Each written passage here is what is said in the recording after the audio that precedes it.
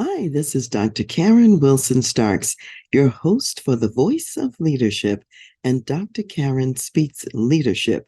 If you happen to be watching the show today on YouTube or Raven International Television, then you will notice that I'm dressed a little bit differently today, a bit more festive. And that's because I've just come back from the second annual fundraising gala of the Solid Rock Community Development Corporation here in Colorado Springs. And that development corporation exists to benefit Southeast Colorado Springs, which is an area that has many, many challenges. And I'm really happy to report today that they are making tremendous progress. And this is the work of Pastor Ben and Pastor Wanda Anderson, very good friends of mine from Solid Rock Christian Center Church and wonderful residents of Colorado Springs. You may recall, if you're a regular listener to the show, that we did a couple of shows with them about a year ago. And so that is episode 328, when they were with me to talk about the history of the Black church, and also episode 331, when we talked about innovations in church and community leadership. And it was at that time that they shared what great work they are doing in Southeast Colorado Springs. If you'd like to go back and listen to those episodes, go back to February the 8th and February the 22nd of 2022, and you'll get to hear a preview of everything that's coming to fruition and coming to light now. Also in attendance at this gala event was Mayor Yemi Mobolade, and he is the first Black mayor that we've had here in Colorado Springs. He's the 42nd mayor. He's a Nigerian-American and has a wonderful vision for unity in our city that includes all of the people and that really helps us to get prosperous in our future together. I love that vision. I'm glad to have him as our mayor here in Colorado Springs. What I didn't know is that Mayor Yemi and also the Andersons have known each other for many, many years, as they have been in the trenches together, building Colorado Springs before either of them were in any position of recognized leadership. They were already leading on the front lines and providing what was necessary to the Colorado Springs community. So I'm happy to report that one of the visions that the Solid Rock Development Corporation had was to create affordable housing. So the very first unit, this is 77 units in a building, is about to open up in December of this year. And in February of 2024, the first residents will be moving into these units, which will be 1 to 3 bedroom units that are affordable for people in the community. What an accomplishment that they have actually finally gotten to the point where they're about to celebrate the opening of the Village at Solid Rock. And Pastor Anderson would say that it is called the Village because it has taken a village to make this vision come to fruition. In addition to affordable housing, we know that Solid Rock is also very active in feeding millions every week through their food pantry and food efforts. They also are teaching business education, wealth creation, and providing opportunities for entrepreneurs to start businesses in the community. And many are very excited about the businesses that they're starting, and they're getting the tools that they need in order to start the business correctly and effectively so that it's prosperous, successful, lasts for the long term, and adds value to the residents of the community. One of the things that I see in all that they're doing is that when you invest in a community, you bring out the gifts and talents that members of that community have from God. They become self-sufficient in their abilities. They have pride in their community. They can stand tall and make a contribution. We're all familiar with STEM and the importance of STEM education. And Solid Rock Development Corporation has an acronym called STEAM, and this stands for Science, Technology, Engineering, the Arts, and also Math. And we all know that all of these are important to developing the critical thinking of young people. And so it's great to have the arts added into the traditional STEM to really create the acronym of STEAM. When we think about STEAM as getting full steam ahead and behind these students to propel them on to success, and also the community residents who are adults and who are the parents as well, having job opportunity, having food security, and also having wonderful places to stay that they can call their own. So it's really building wealth for the community. Also, tonight there was a celebration of Dr. Wendy Birhanzel, who is Superintendent of the Year for the state of Colorado, and she hails from District 2, the Harrison School District, which is also in the southeast Colorado Springs area. They are a majority school district, and they have the first all-minority school board in the state as well. And Dr. Birhanzel refers to them as diverse, driven, and different. And at a time when many in Colorado Springs are suppressing the true history of our nation, the true history of the diverse people in the nation, Dr. Birhanzel and District 2 are unafraid to focus on equity. And results really do speak. So some of their results is they're known as the best K-12 workplace. They also have 2 blue ribbon schools, and their most recent high school graduates received more than $7 million in scholarship funds for college education. In addition, a large number of their high school graduates also finish and complete their associate's degree even before they graduate from high school. How amazing is that? So we have this visionary superintendent of the Harrison School District, who's been honored now by the state as Superintendent of the Year. We have the Solid Rock Community Development Corporation making all kinds of investments and making a difference in the lives of the residents in the community. So if you would like to donate to the Solid Rock Community Development Corporation, you may send checks to 2520 Arlington Drive, Colorado Springs, Colorado 80910. That's Solid Rock Community Development Corporation, 2520 Arlington Drive, Colorado Springs, Colorado 80910. And if you'd like to donate to causes that are really making a difference, I can highly recommend this one as one where your money is going to good use and is elevating people in their communities. And for those of you who get the show notes, there will be that same address in the show notes. You can also look up Solid Rock Development Corporation online and get the additional information and other ways to give besides sending a check.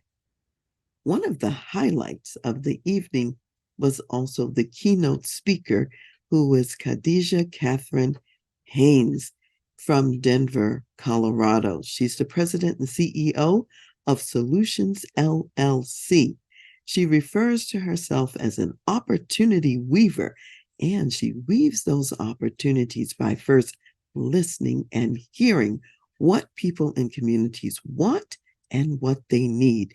And she's made a huge difference in the Denver community of Montebello. And Montebello had lots of significant challenges, and on all 4 sides, they were hemmed in by highways, industrial complexes, and arsenals, and everything else. And they faced so many challenges where transportation was being removed in the form of the bus system. Supermarkets moved out of the area. And because of the work that she and others did, they managed to get bus service. They managed to get supermarkets in the area, pop-up supermarkets, and now a big real supermarket is getting ready to come back into the neighborhood. And they also changed the news narrative in the Montbello community so that it was not always just negative news that people were hearing, because a lot of good things were also going on simultaneously. One of the most significant things she shared, and I'm just going to cover a brief highlight of it. She told a true story about what it's like to learn to see and perceive opportunity. And she talked about the fact that when people are under stress, it affects their abilities to see the opportunities all around them. The opportunities may be there, but they may not have the eyes to see them. And in her case, she had the opportunity to see some bald eagles. However, she was under so much stress because the bald eagles were really the consolation prize to what she really wanted to see, which was whales jumping up and down in the ocean and in the water. And for various reasons, they weren't able to see whales that day. However, they could see the bald eagles. And as much as she was looking in the direction where they were, she couldn't see them until a man came up to her, helped her to calm down, and showed her how to look on the branches to the bump on the log. And that bump on the log was an eagle. And there were many such eagles out there on the tree limbs and on branches that were above and also down below. She didn't see them, hadn't seen them until this man came along, helped her calm down, and helped her to see them.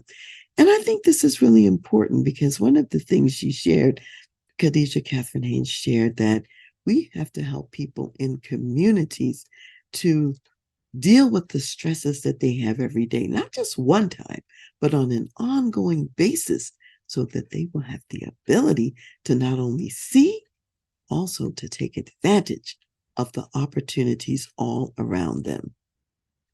And here's what I would say is that in today's world, we have so many stresses and stressors around us that are preventing us from seeing one another across the many differences.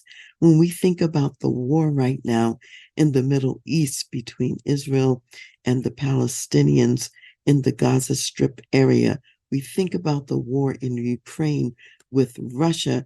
These are significant stressors, very difficult and traumatic circumstances that make it hard to see what are the real opportunities. So today I want to share something about what it means to listen, to understand, and to appreciate. Some of you know that I do a weekly social media video post. It's very short, maybe about 2 minutes long, give or take. And typically in the past, that video post has been on Wednesdays and it's moved to Friday. So if you've been wondering about it, where is it? It's still coming out, but it comes out on Fridays now. And it's on all of our social media channels, whether that be Facebook, personal, Facebook, business, LinkedIn, Alignable, goes to Twitter, Instagram, and we also post those episodes on our YouTube channel as well. So if you've missed any of them, you can always go to the YouTube channel. Just look me up, Dr. Karen Y. Wilson Starks. You will find all of these ways to listen to it. So listen to it in the future. The very most recent one I did on this past Friday was about finding common ground in the workplace. With so much that's going on, we see all that divides us, and yet we can find common ground around the mission of our work, what we do in the workplace to add value, and we can also find common ground around the norms that we have, our norms of engagement, how we want to operate and treat each other at work. So I want to share a story about listening to understand and how that affected and impacted me recently. Recently, I was out of town on a business trip, and I needed to take a car service from the airport to the small town that I was traveling to. This was an hour and a half long drive. It just so happened that the driver I got with the car service was from Jordan. He was a very devout Muslim man, and it was real late at night. It was after midnight when we were taking this trip, and we were driving through dark back roads all into the small town areas in the state where I was working at the time. And as we were traveling, I came to understand that he had been in the United States for probably almost 10 years at that point.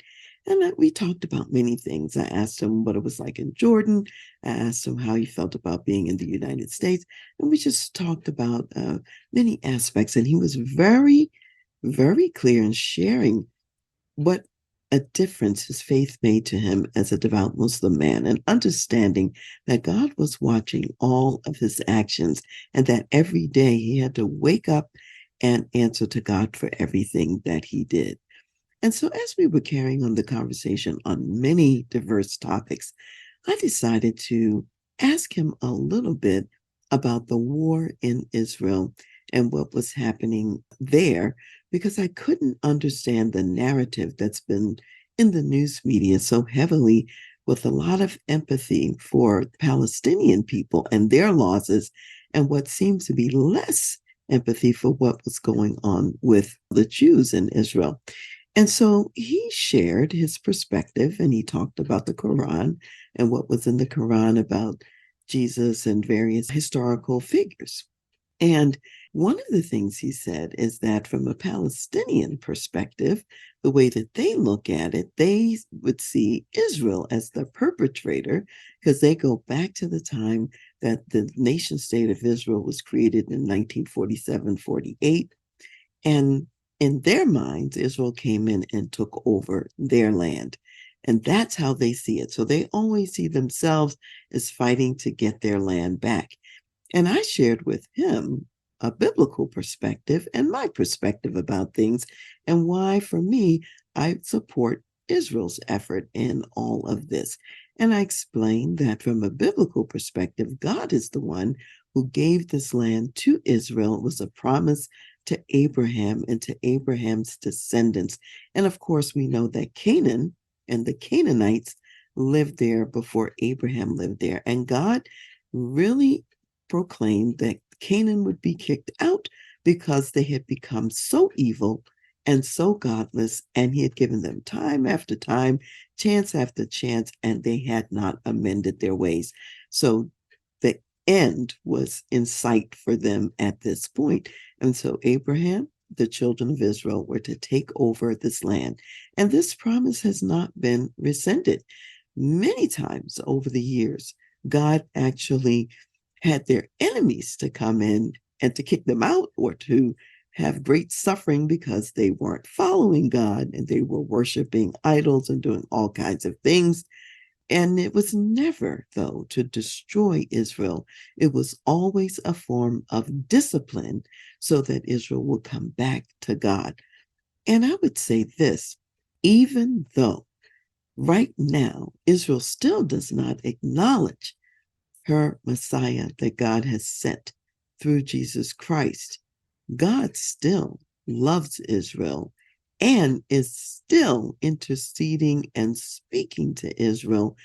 And he knows that at some point in time, they will begin to recognize who the Messiah is. Back in the Old Testament time, we know that that was the time of the Jews. And if you follow the law of God, if you became Jewish yourself and converted to that religion, you were on the right path for God at that time. We're now in the church age, and God has set it up that the Messiah is the one way for all of us, Jew and Gentile, Muslim, or whoever it may be. We just have to recognize it. And of course, many of us are not recognizing it at this time. So when we had this conversation and we both shared from our religious perspectives, we also shared from other perspectives and directions. And what I walked away with was an understanding of how someone could have the point of view that he had. Now, did I change my mind and agree with that point of view? No, in my case, I did not. Did he walk away agreeing with my point of view? Probably not. However, we had a civil conversation.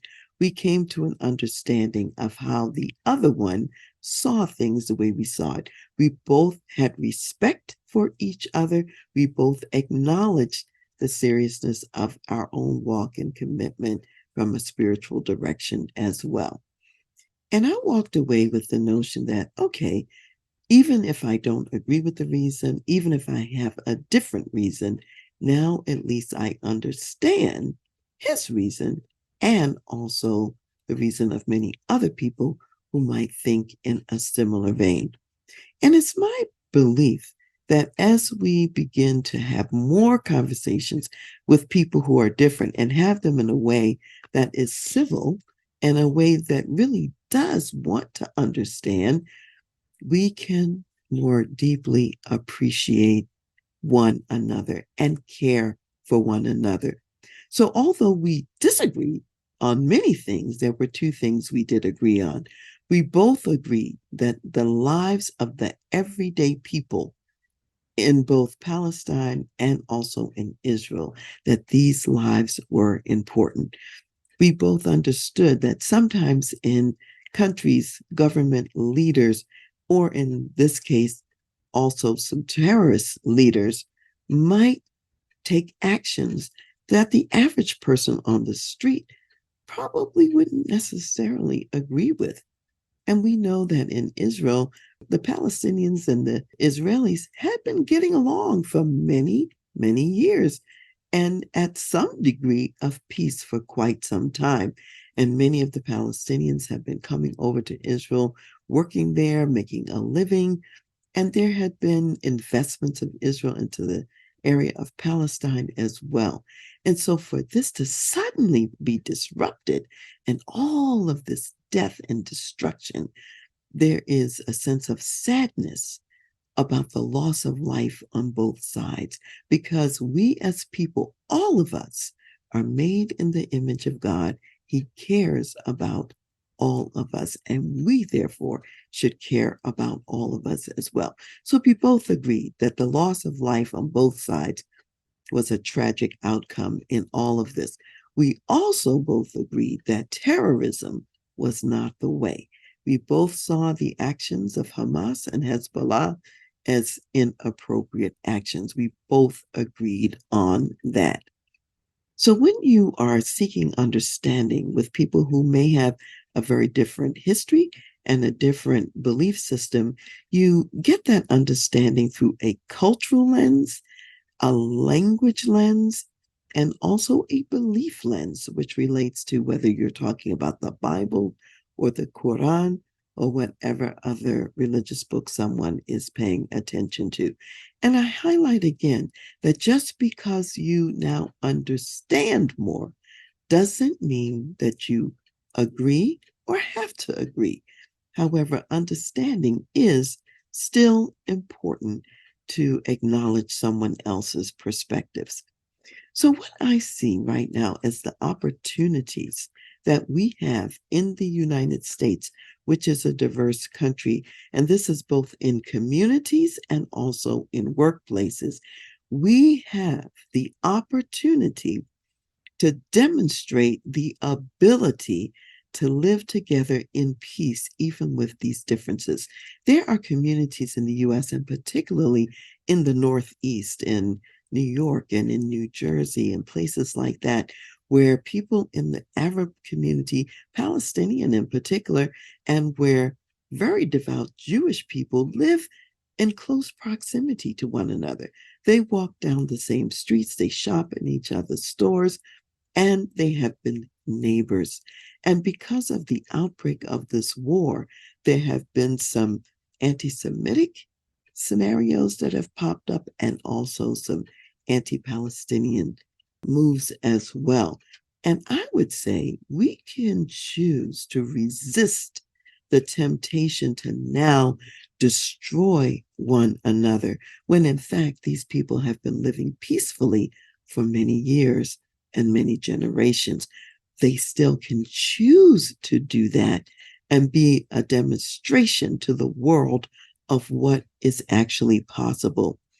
That same ability is true in the workplace. In some workplaces, you have large groups of Arab people or Muslim religious people. You also have Jewish people, you have Christians, and many others.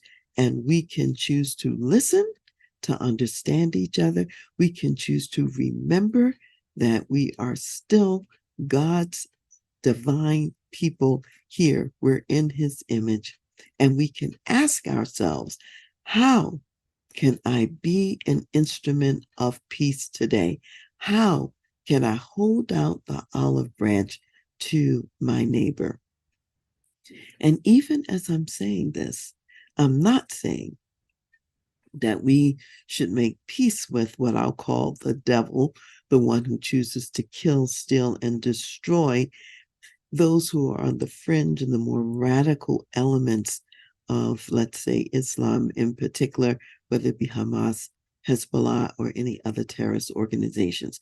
There's no peace that can be had with those who do not wish to have peace and those whose intent is to kill and destroy no matter what. They don't see the divine in the other person. So I'm not saying that we make peace in that case with what I would say is the devil, because the devil's mission is to kill, steal, and destroy.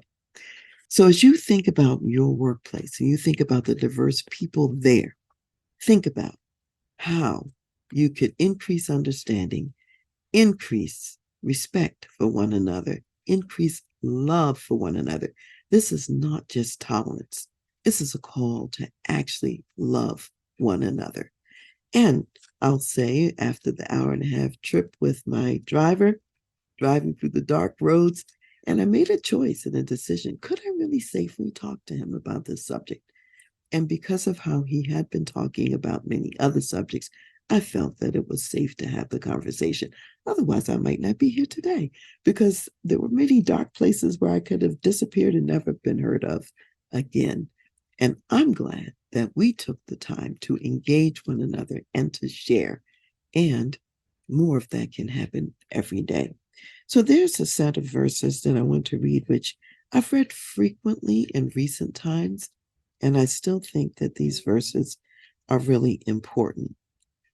I'm going to read from Galatians, the 3rd chapter, starting with verse 26. And it says, "For you are all sons of God through faith in Christ Jesus. For as many of you as were baptized into Christ have put on Christ. There is neither Jew nor Greek. There is neither slave nor free. There is neither male nor female, for you are all one in Christ Jesus. And if you are Christ, then you are Abraham's seed and heirs according to the promise." So there is a spiritual heritage where all those who have faith in God, the true God, are faithful like Abraham was faithful to God. And we are considered also, in that sense, a spiritual sense, the children of Abraham. And God now has one plan for all people on the earth, whether we're Jew, Gentile, Greek, Roman, slave, free, male, or female. Our distinctions in terms of our cultural heritage are not destroyed. We're just talking about the spiritual heritage. There's not multiple ways. God has always had, at any given time, his prescribed way to reach out to him. And it behooves us now to know what that is and to follow it. And sometimes he allows challenges and difficulties in our lives to get our attention so that we're focused again on him. And so in this season of Thanksgiving, let's be thankful for what remains. Let's be thankful for what we have. And if you're listening to me today, you're still here. Be thankful for your life. Ask God how he wants you to use your life for the greater good and benefit. And I pray blessings of shalom on you and on Israel at this very challenging and difficult time.